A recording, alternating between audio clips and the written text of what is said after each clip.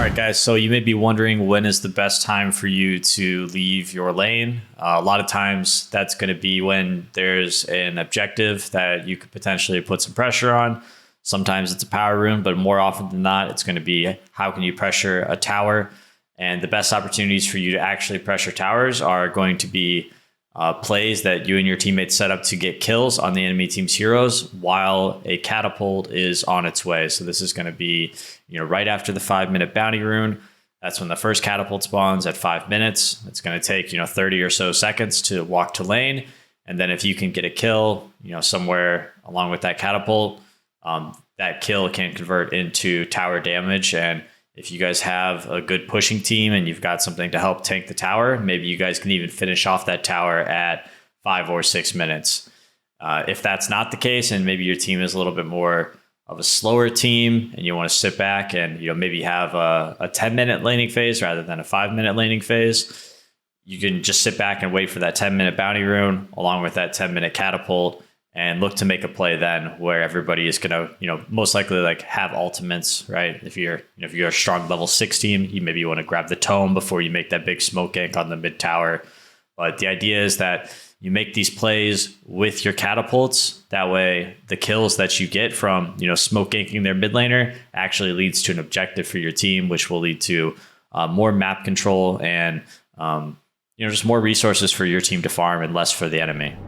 Okay, guys, so I'm going to take you through a couple of my games and talk about some of the decision making that I had around the 5 and 10-minute catapults that were spawning. The idea is that if I was going to make a rotation, this would be a great time to make that rotation. So rather than roaming mid at 7 or 8 minutes, let's make that roam around 10 minutes. So that way, when we do kill somebody, that we can actually convert that into a meaningful tower pressure. Sometimes these, random kills that you might get don't really mean that much if, you don't end up taking the tower with it. So because I'm not having really the greatest game here on Treant, it's also really hard for us to pressure towers at the moment. I end up just doing a pull and just, focusing on my farm with this first 5-minute catapult.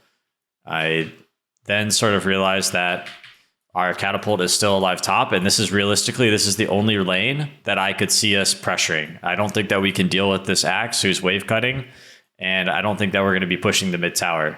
Also, there's a Mirana on mid lane, and she can always arrow our catapult, which I believe she did. So this lane is tough for us to pressure. So even though I'm only a level 3 Treant Protector, I still have my level 1 Nature's Grass and my Orb of Venom.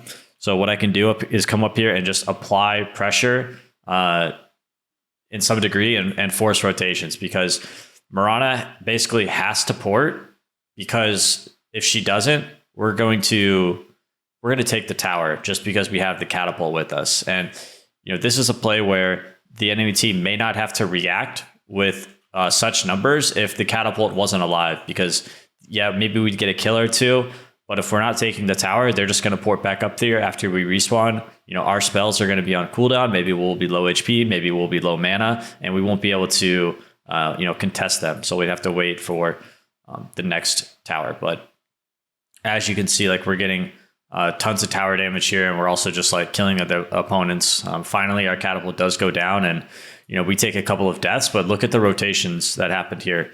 Dire has all 5 heroes in the top lane. And because we did this rotation with the catapult, this is why they have to do this. They have to defend their tower. At a certain point, they just committed too many resources, and they, if they don't defend the tower, then it's going to be game over. But during this time, our Weaver is successfully defending the catapult bottom and free farming, getting solo experience, and then our 4-position Wind Ranger, who maybe should have been top with us, is getting a lot of catch up experience and farm on the mid lane. So even though we die, Shadow Fiend and Night Stalker, right, 2 cores, it looks bad. We forced basically 5 heroes into the top lane. And this is just a great example of 5-minute pressure. And it's really easy to do. You just bring numbers to a lane where you still have a catapult alive, and it's going to lead to tons of pressure on your opponents. And hopefully you react better than we reacted, but we did kill the PA, and some things did go well for us. in that situation.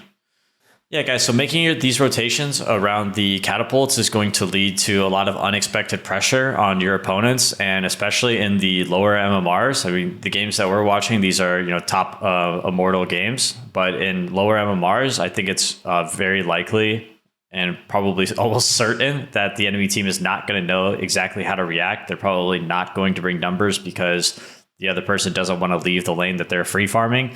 And as a result, you're going to get a lot of early kills, especially on their carry in a game like this, and maybe even force some rotations. And if they just TP, maybe you could just walk away, and they're going to be wasting a lot of time trying to deal with you. And you can see I'm only a level 3 Treant in this game, but just my presence by myself is enough to not only signify to my teammates that this is where I want to make something happen, but also sort of scare my opponents into making a bad decision. All right, guys, so here I'm going to show you guys another example in the same game. First, we talked about what I did and where I went with the 5-minute catapult and why I went there. Now we're talking about the 10-minute catapult as the game has progressed quite a bit. Night Stalker is pretty much taking this top tower by himself with his catapults that's arriving here. Weaver's kind of just doing his own thing bottom, and I'm around the mid lane, and we still have our catapult here alive. And because this lane pushes into our tower, we're able to clear it very quickly with ours, and our catapult is still alive. And because I'm here, my Shadow Fiend is here, I don't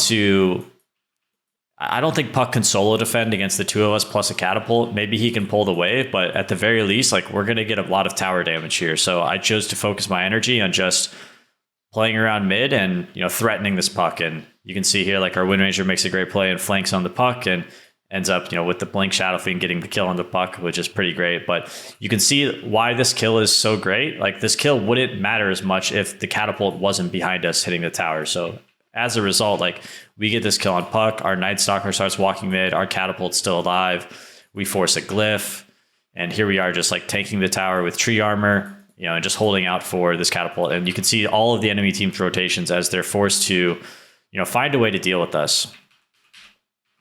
Meanwhile, our catapult still, finally dies to the Mirana arrow, but, we did over 1,000 tower damage, I think, here. And it was a pretty good Wyvern ult that kind of set things up to be a little bit disastrous for us. But you can see that our head is kind of in the right place, and we're putting a lot of pressure on our opponents and forcing them to react to us rather than us reacting to them. All right, guys, so as you may well know, Dota is a game based around timings. And if you can just pay attention to your clock, look about, hey, when's the power room going to spawn? When's the catapult going to spawn? Where can I be when this new objective is occurring? Where can I put on the most pressure? And the 5-minute catapult is a great time. 5 or 10-minute catapult is a great time for you to have major impact. Your one rotation can lead to tons of great positive things for your team. And especially if you guys, if you're playing on a team or, if you're playing with or against, certain heroes, you should be on the lookout for these timings. The 5-minute catapult plus is Nature's Prophet Treants that can tank the tower a little bit for the catapult, or a Dragon Knight with high armor, or an Enchantress who's just going to keep enchanting creeps to tank the tower. Anything like that allowed the enemy team to keep their catapult alive or keep your catapult alive are things you should be looking out for. This Mirana, this is one of the reasons why Mirana is such a good hero, is because she can just walk to any lane and stop this push by arrowing, your catapult. So if you're on the lookout for that, maybe you can position yourself in between the Mirana and your catapult to protect it and keep it alive. Just it's just one example of something to look out for, and maybe you can make a great play by, shutting down what the enemy team is trying to do. All right, guys, so here I've loaded up a game of Snapfire that I played. I'm not having a great game. You can see I'm level 3, 0, and 3 at almost 10 minutes. I'm really struggling, but I'm trying to, play with my team and, outnumber my opponents so we can take good fights. So we've got the 10-minute bounty runes about to spawn, and as, also the 10-minute catapults here. So we take a team fight here, a little bit of a skirmish here. We bring the numbers. There's some good and some bad that comes out of this, but we get out, we get a kill, we get a courier, we get a second kill on the Slark, and it's a bit of a bloodbath. But you can see we've already we're about to lose our top tower to their catapults, and we're not really doing anything on mid lane, and we're all bottom. We have a catapult still alive here, so we choose to play around our catapult and make sure that our catapult allows us to continue to, if we do get some sort of a kill, to actually get this tower here. We lose our mid tower as well. And now we're bringing numbers to the bottom lane to make sure that like our 1 point of pressure, which is this 10-minute catapult, stays alive, and we can actually get an objective here, because right now we're losing out big on the map. And because we bring numbers, I think it sort of secures it. They end up killing our Tinker mid, and I port mid to help. But at this point, it's pretty impossible for them to defend their bottom tower. And because we brought numbers around our catapult, that was like our only, the only catapult that we had left that was alive was in the bottom lane. We played around our catapult, and when we did get a kill on this clockwork, it leads to a tower. Getting a kill on the Earth Spirit here doesn't do anything for us, but playing with our catapult results in a much needed tower, which is going to open up like this part of the map for us to, for our Ursa to keep farming with his Battle Fury. All right, guys. So just remember that the 5-minute mark should be that, that very first time where you're thinking, where could I possibly put a ton of pressure on my opponents? Is there an opportunity for me to smoke gank the mid laner, or maybe TP to the off lane and make a play there? Or, maybe this is a good opportunity for me to ask if my 4 position wants to come, gank the safe lane, or maybe my mid hero wants to rotate and help out, me and my carry. Any kill that you get on a lane where a catapult is incoming is going to lead to a lot of pressure on your opponents, and that'll lead to kills that lead to objectives, that'll force rotations from your opponents, which are all good things for you and your team. Yeah, guys, and just remember that these rotations, they don't necessarily have to result in a tower dying. A lot of times you're just making the best of whatever situation you're in, and that may only be 500 tower damage or 1,000 tower damage, but that's 500, 1,000 tower damage you don't have to wait to get with the next, when the next catapult comes out in 5 more minutes. These are all like, if you get a little bit of tower damage here, a little bit of tower damage there, it's only going to take the enemy team, not being in position or not being ready for, one of you just to click it down with a regular creep wave.